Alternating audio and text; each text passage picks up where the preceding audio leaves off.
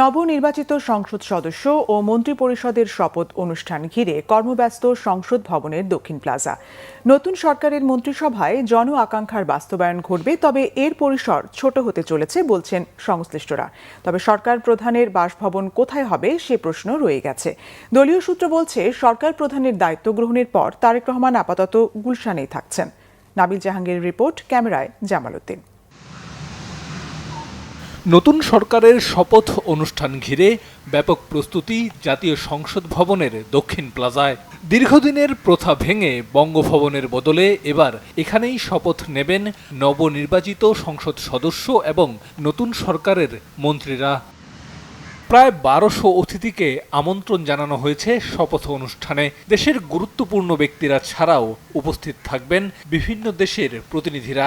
সকালে শপথ পড়ানো হবে ত্রয়োদশ জাতীয় সংসদ নির্বাচনে বিজয়ী সংসদ সদস্যদের, আর বিকালে শপথ নেবেন মন্ত্রিপরিষদের সদস্যরা। সংবিধান মেনেই নতুন সরকার শপথ নেবে জানিয়েছেন বিএনপির যুগ্ম মহাসচিব শহীদউদ্দিন চৌধুরী এনি।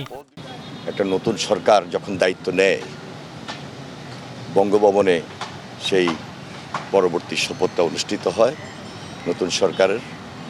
কিন্তু এবার একটু উন্মুক্ত পরিবেশে এবং সাধারণ মানুষের সামনেই জাতীয় সংসদের দক্ষিণ প্লাজায় এই শপথ অনুষ্ঠানটি অনুষ্ঠিত হবে।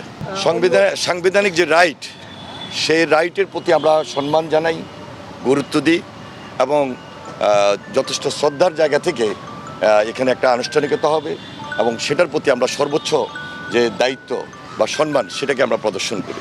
দীর্ঘদিন পর জনগণের ভোটে নির্বাচিত এই সংসদ জনগণের আকাঙ্ক্ষা বাস্তবায়নে কাজ করবে।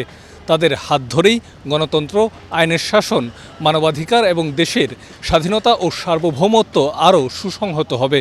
বিএনপির বিভিন্ন সূত্র বলছে, তারেক রহমানের মন্ত্রিপরিষদের পরিসর ছোট হতে চলেছে। দলের স্থায়ী কমিটির সদস্য ইকবাল হাসান মাহমুদ টুকু জানালেন, নবীন প্রবীণদের মিশেলে জন আকাঙ্ক্ষার প্রতিফলন ঘটবে তারেক রহমানের মন্ত্রিসভায়।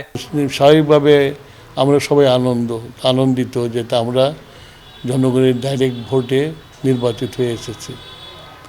এখন নতুন সরকার গঠন করা হবে। এই সরকারের মধ্যে আমরা প্রবীণ নবীনের একটা সম্মিলন হবে আমি আশা করি, এবং সামনে যে বড় চ্যালেঞ্জেসগুলো আছে আমাদের সামনে, শেখ হাসিনা তো কোনো কিছু রেখে যায় নাই, সব ধ্বংস করে দিয়ে গেছে। এগুলোকেও ঠিক করতে হবে। তারপরে বৈদেশিক ঋণ, সেই ঋণগুলোকে মাথায় রেখে আমাদের কাজ করতে হবে। সুতরাং এই 5 বছর যেটা আমরা সরকার গঠন করব, 5 বছরের জন্য, এই পুরো সময়টা একটা চ্যালেঞ্জিং সময় থাকবে। দ্রুত গতিতে চলছে সরকার গঠন প্রক্রিয়া। তবে গণভবনে জুলাই স্মৃতি জাদুঘর তৈরি হওয়ায় নতুন সরকারের প্রধানমন্ত্রীর সরকারি বাসভবন কোথায় হবে তা নিয়ে প্রশ্ন থেকে যাচ্ছে। আলোচনায় আছে রাষ্ট্রীয় অতিথি ভবন যমুনার নাম। অন্যদিকে মিন্ট রোডের 29 নম্বর এই বাসভবনটি সংসদের বিরোধী দলীয় নেতার বাসভবন হওয়ার কথা। বিএনপির বিভিন্ন সূত্র বলছে, প্রধানমন্ত্রী হিসেবে শপথ নিতে চলা তারেক রহমান আপাতত গুলশানের নিজ বাসভবনেই থাকবেন। নাবিল জাহাঙ্গীর, বাংলাভিশন, ঢাকা।